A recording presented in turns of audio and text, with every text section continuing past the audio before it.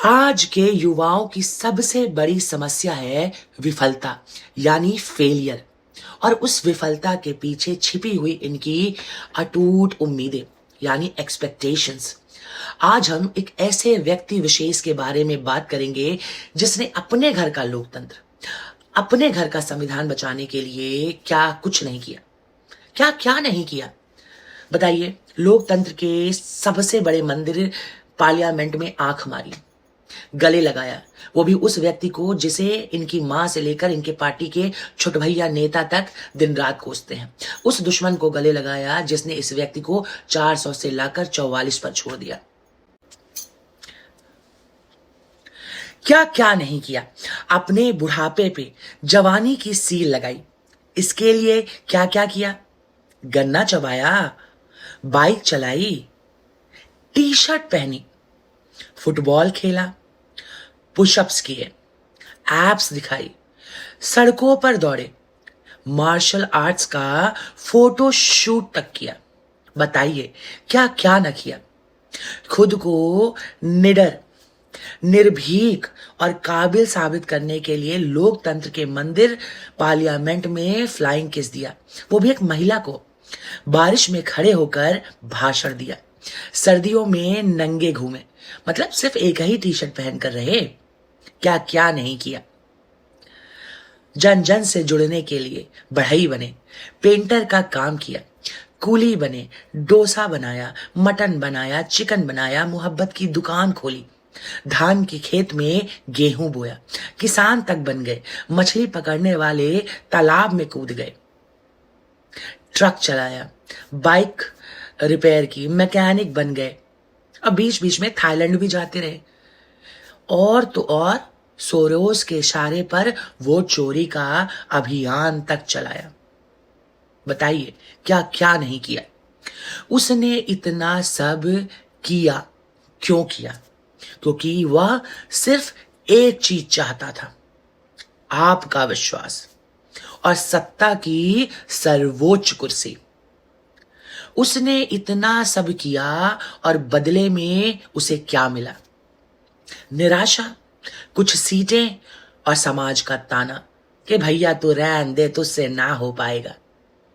पप्पू फिर फेल हो गया। आपको पता है आज युवाओं की सबसे बड़ी त्रासदी क्या है? कि कुछ तो बन ही जाएंगे, कुछ ना कुछ तो बन ही जाएंगे। राम राम मित्रों, मैं रेवा द्विवेदी अपने चैनल पर आप सबका स्वागत करती हूं। देखिए, यह कहानी सिर्फ राजनीतिक परिवारों की नहीं है, यह हर घर की कहानी है। यह उस युवा की कहानी भी है जो यूपीएससी की तैयारी में 5 साल, फिर 10 साल और फिर 15 साल झोंक देता है। शुरू में तो उसे सबने हौसला दिया, सपने दिखाए कि कोई बात नहीं, मेहनत करेगा तो एक ना एक दिन तो कुछ बन ही जाएगा। और जब 15 साल बीत जाते हैं, पेट निकल आता है, सर के बाल झड़ जाते हैं, बाजू में बैठने वाला दोस्त 2 बच्चों का बाप बन जाता है और तुम्हारा बाप तुम्हें ताने मारने लगता है, तब जाकर तुम्हें एहसास होता है, उसे एहसास होता है कि कुछ तो बन ही जाएगा के चक्कर में आज मैं कुछ नहीं बन सका। यह विफलता, यह फेलियर व्यक्तिगत नहीं है, यह उन लाखों युवाओं की सामूहिक त्रासदी है जो एक ऐसे सपने के पीछे भाग रहे हैं जहां उनका हुनर नहीं बल्कि उनका धैर्य, उनका धीरज ही उनकी योग्यता बन चुका है। नेताओं और अभिनेताओं की औलादों की हालत तो यूपीएससी एस्पायरेंट से भी गई गुजरी है। उन्हें तो सबसे ऊंची ही कुर्सी दिखती है, उन्हें बनना है तो प्रधानमंत्री ही बनना है, राजा का बेटा राजा ही बनेगा का मोह नहीं त्यागना है। वह मुख्यमंत्री की कुर्सी को छोटा मानते हैं जहां वह जमीनी हकीकत पर काम करके खुद की काबिलियत साबित कर सकते हैं। कांग्रेस और राहुल गांधी को अगर सच में खुद को साबित करना है तो उन्हें सीएम की कुर्सी पर बैठकर शासन का कौशल दिखाना होगा उन्हें वह पहली सीढ़ी पार करनी होगी जो लाखों युवा एक सरकारी नौकरी पाने के लिए पार करते हैं।